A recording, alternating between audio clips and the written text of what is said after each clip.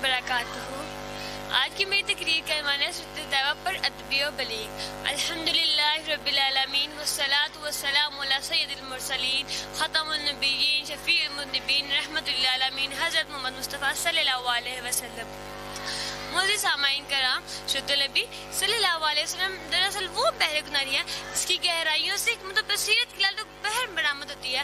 آپ صلی اللہ علیہ وسلم کی ذات اقدس سراپا نور ہے اور آپ صلی اللہ علیہ وسلم کی ذات اقدس سراپا نور ہے اور آپ صلی اللہ علیہ وسلم کی اتباع انسانیت کے لیے تاج رہنمائی کا مینار ہے۔ قرآن مجید نے نہایت بلیغ اور پیرائے ملان فرمایا، لقد کان لکم فی رسول اللہ اسوۃ الحسنہ، یعنی رسول اللہ صلی اللہ علیہ وسلم کی زندگی میں تمہارے لیے بہترین نمونہ موجود ہے۔ معزز سامعین کرام، نبی کریم صلی اللہ علیہ وسلم کے اتباع میں نبی کریم صلی اللہ علیہ وسلم کے اتباع میں نبی کریم صلی اللہ علیہ وسلم کے اتباع میں عدل و مساوات کی جھلک نظر آتی ہے۔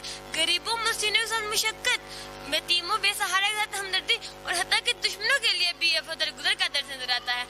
معزز سامعین کرام، حضرت محمد صلی اللہ علیہ وسلم نے ہمیں یہ سکھایا کہ ہم علم کو بھی سمجھے اور دین کو بھی۔ ہمیں اللہ تعالیٰ سے دعا کرنی چاہیے کہ ہم دین پر بھی توجہ دیں اور ہمیں اسلام پر بھی توجہ دینی چاہیے۔ آپ سب کی سماعتوں کا بے حد شکریہ۔